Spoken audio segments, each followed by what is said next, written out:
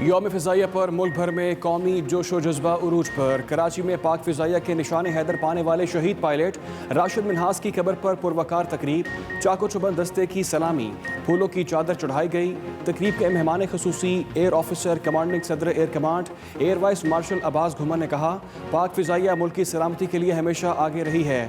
پچھلے سال 27 فروری کو بھی اس عزم کا مظاہرہ کیا گیا تھا۔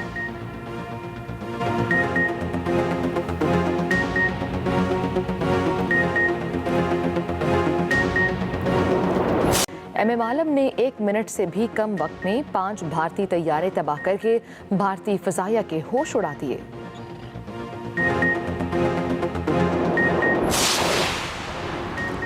جنگ مسلط کی گئی تو اینٹ کا جواب پتھر سے دیں گے۔ جی ایچ کیو میں ہونے والی تقریب میں آرمی چیف نے جرأت کا مظاہرہ کرنے والے جوانوں اور افسروں کو اعزازات سے بھی نوازا۔ شہداء کے اعزازات ان کے اہل خانہ نے وصول کیے۔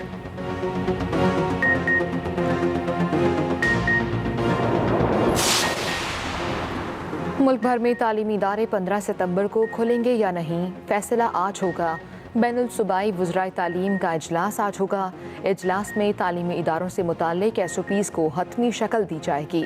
مختصر اکیڈمک سلیبس اور 2021 میں امتحانات پر بھی گفتگو ہوگی۔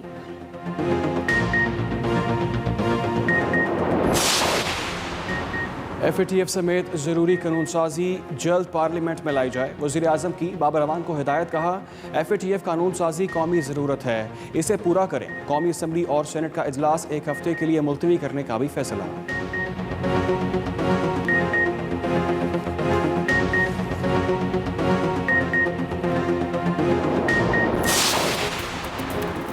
پاکستان میں کرونا کے کیسز میں کمی کا سلسلہ جاری۔ 24 گھنٹوں میں 394 نئے کیسز رپورٹ۔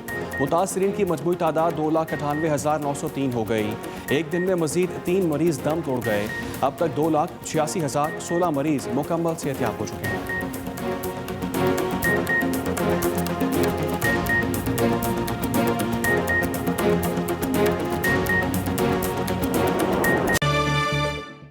ملیے مستنصر حسین تارڑ سے۔ مسافر، خانہ بدوش، ناول نگار، ڈرامہ اداکار، ٹی وی میزبان، کالم کار، سفر نامہ نگار اور سب سے زیادہ پڑھے جانے والے ادیب مستنصر حسین تارڑ سے، جن کا کردار سماج میں مثبت تبدیلیوں کے حوالے سے کئی جامعات کے ہم پلہ ہے۔ اس صاحب ہنر کا ہنر یاد رہے گا جو حبس کے موسم میں ہوا بانٹ رہا ہے۔ السلام علیکم سر، بہت شکریہ آپ کا۔ آج کی جو کتاب ہے وہ ہے خانہ بدوش۔ کیا کمال سفر نامہ ہے، لیکن یہ سفر نامہ تمام آپ کے باقی سفر ناموں سے یکسر مختلف ہے۔ مطلب آپ کے جو باقی تمام سفر نامے ہیں انکلوڈنگ جو شمالی علاقہ جات کے سفر نامے ہیں، ان میں ایک خاص قسم کی عقلی احتیاط نظر آتی ہے، لیکن خانہ بدوش میں ایک پاگل پن ہے، ایک ہجانیت ہے۔ 3 دفعہ آپ گرفتار ہوتے ہوتے بچے۔ افغان CID کے جو جاسوس تھے وہ آپ کے پیچھے پڑے رہے۔ کاروان سرائے کے جو کھنڈرات میں آپ نے رات گزاری اور آپ کے اوپر چوہے دوڑ رہے تھے، اور مطلب بہت ہی بری حالت تھی جو ایک کھنڈر میں آپ نے رات گزاری تھی، اور گولان میں اسرائیلی فوجیوں کے سامنے آپ ان کو دوربین سے دیکھ رہے تھے اور ان کی آپ پہ نظر پڑ گئی تھی۔ بیروت کی جو خانہ جنگی کے اندر آپ مطلب پھنس گئے تھے، اور یہ تمام چیزوں کو دیکھا جائے تو میرا سوال یہ ہے کہ کیا خانہ بدوش جو ہے، یہ جو پورا سفر ہے، اس میں آپ باقاعدہ خودکشی کا تہیہ کر کے گھر سے نکلے تھے؟ ایکچولی سفر پر جب آپ نکلتے ہیں تو ظاہر ہے کہ آپ کے ذہن میں خدشات ہوتے ہیں اور آپ یہ دعا کرتے ہیں کہ وہ خدشات پورے نہ ہوں۔ اور میرے ساتھ ایسا ہوا ہے، کم ایکسیڈنٹس جان لیوا ناردرن ایریا میں زیادہ ہوئے ہیں میرے ساتھ، لیکن جو انٹرنیشنل سفر کیے ہیں ان میں بہت کم ہوئے ہیں۔ یہ میرا خیال ہے کہ وہ زمانے تھے خاص 1975 کہ دنیا ساری اتھل پتھل ہو رہی تھی، پولیٹیکل چینجز ہو رہے تھے، اور مجھے ان کے بارے میں بہت زیادہ پتہ نہیں تھا۔ بنیادی طور پہ یہ جو میں نے پلان کیا سفر، کوئی صاحب آئے میرے دوست، تو انہوں نے کہا کہ یار اگر آپ بیروت جاؤ تو بیروت سے شپ ملتے ہیں، اور شپ بڑا شاندار سفر ہے، ایک آئیونین کیا وہ سی ہے جو گریک، جہاں پہ وہ یونانی مس ساری جنم لیتی ہیں، اور وہ آپ کو نیپلز تک لے جائے گا، 2-3 دن کا سفر ہے۔ ٹھیک ہے. تو میرے ذہن میں یہی تھا کہ میں بھی یہی سفر اختیار کروں. میرے ذہن میں ہرگز یہ نہیں تھا کہ جو کچھ میرے ساتھ مطلب ہونے والا ہے. اور وہ افغانستان میں بھی ہوا, اور صوفی صاحب ظاہر باقاعدہ میرا پیچھا کرتے رہے.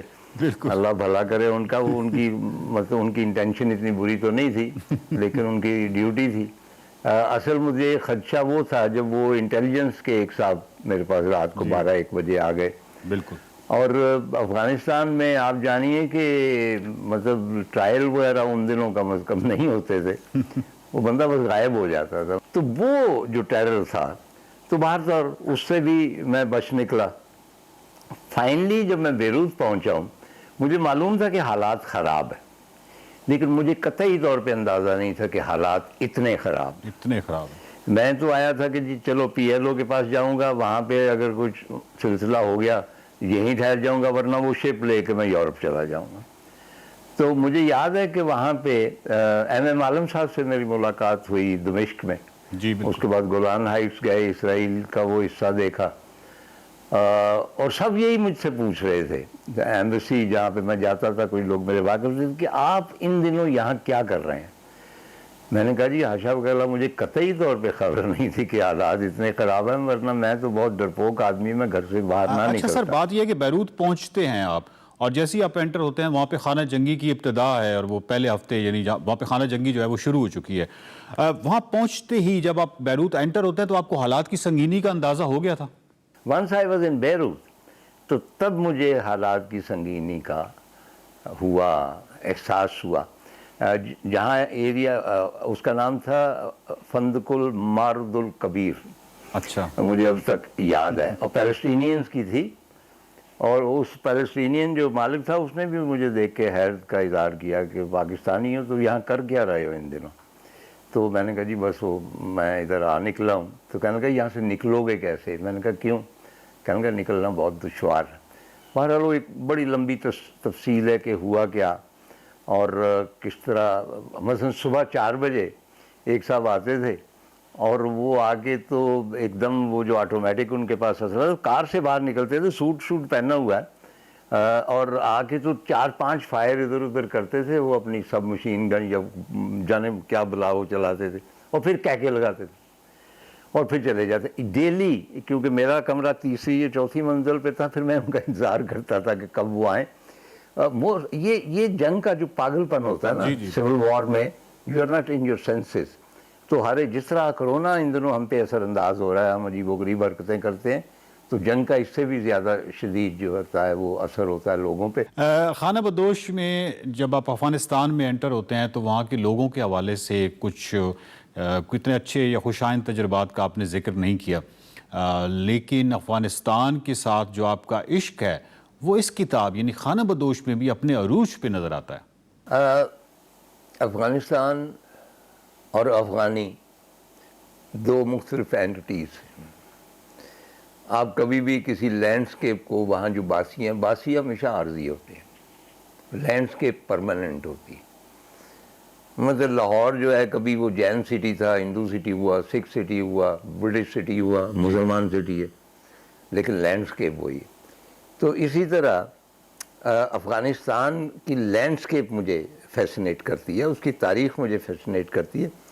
اب یہ جو پولیٹیکل سرکمسٹانسز ہیں یہ بھی چینج ہوتے رہتے ہیں. تو افغانی اوورآل اس حوالے سے میرا خیال ہے صاحب اقتدار طبقہ ہی کہنا چاہیے, عوام الناس کو ہم اس میں شامل نہیں کر سکتے. اور جاسوس کی بات میں نے آپ کو بتائی دی کہ کس طرح ہمارا پیچھا کیا جاتا تھا, کس طرح پاکستان ایمبیسی کے لوگوں کو تنگ کیا جاتا تھا. اگلے روز پاکستان ایمبیسی پہ یہاں پہ حملہ ہوا. تو یہ میرا خیال ہے کہ ایک تسلسل ہے چیزوں کا, جو شاید ایک جو پولیٹیکل اور جغرافیائی جو ہماری حیثیت ہے اس میں اسی قسم کے تعلقات ہوتے ہوں گے. لیکن جو لینڈسکیپ میں کیوں تعریف کرتا ہوں, وہ اس لیے کہ بھئی دنیا میں بہت کم ایسے اوریجنل جگہیں رہ گئی ہیں جن کے بارے میں کہا جا سکتا ہے کہ بھئی اللہ تعالیٰ نے جب یہ دنیا بنائی تو یہ دنیا اس قسم کی. اور افغانستان میں ایسی جگہ ہیں, ان کے جو سناٹے ہیں, واسٹنس ہے. اینڈ آئی ایم شیور کہ بلوچستان میں بھی ہیں. انفارچونیٹلی میں بلوچستان نہیں جا سکا. تو مجھے اس قسم کی واسٹنس جو ہے منظر کی، پہاڑ بھی پسند ہے، سارا کچھ پسند ہے، لیکن جو واسٹنس ہے نا جس میں آپ کو اپنی حیثیت کا اندازہ ہو جاتا کہ آپ کی حیثیت وہ جو ہوا ذرے اڑا کے لے جا رہی ان میں ایک ذرے کی بھی نہیں ہے، تو اس لیے مجھے افغانستان جو ہے بہت زیادہ فیسنیٹ کرتا۔ خانہ بدوش میں سر ایک بڑی انٹرسٹنگ چیز نظر آتی ہے، وہ ہے کہ جب آپ کابل سے ہرات کی طرف جاتے ہیں، ایک بس پہ بیٹھتے ہیں، سید خان اس کا ڈرائیور ہوتا ہے، اور وہ ایک بس کا ایک لمبا تھکا دینے والا ایک ضلالت کا سفر ہے، یعنی آپ کوئی 2-3 دن اس میں سفر، اس میں کوئی روئی کی گانٹھیں پڑی ہوتی ہیں، اور وہ ایک کاروان سرائے کے کھنڈرات میں آپ کو رات گزارنی پڑتی ہے، وہ ڈرائیور کبھی کہاں چلا جاتا ہے کبھی کہاں، اور وہ شروع میں ہی آپ نے دیکھ لیا کہ وہ ڈرائیور اسی طرح ہے اور بس بھی ایسی ہے اور وہ سواریوں والی بس بھی نہیں ہے۔ قاری کے اندر ایک سوال پیدا ہوتا ہے، قاری کے ذہن کے اندر، کہ آپ نے اس وقت جاتے ہی یعنی کابل سے نکلتے ہی آپ نے بس تبدیل کیوں نہیں کر لی؟ مگر بات یہ ہے کہ بھئی وہاں پہ جب آپ اس طرح سفر کرتے ہیں اور وسائل آپ کے محدود ہوتے ہیں اور ایک سستی ہوتی ہے سیاح میں جی کہ چلو یار اسی پہ چلتے رہتے ہیں، وہ کوئی بہتری کی تلاش نہیں کرتا، صحیح، یعنی وہ اپنی آرام و آسائش، وہ کہتا ہے کہ بس سفر جاری رہنا چاہیے۔ 100%۔ تو وہ سید خان جو تھے جو وہ روئی کی گانٹھیں لے کے جا رہے، تو وہ مجھے پتہ چل گیا کہ کس قسم کی بس ہے، لیکن اب میں اس سے اترتا، پیسے میں نے دے رکھے تھے جو واپس نہیں ہو سکتے تھے، اور اس کے بعد کسی اور بس کی تلاش میں جاتا، افغان پولیس میرے پیچھے لگ جاتی کہ اس بس میں بیٹھے تھے وہاں سے اتر کے، تو وہ ممکن نہیں تھا میرے لیے۔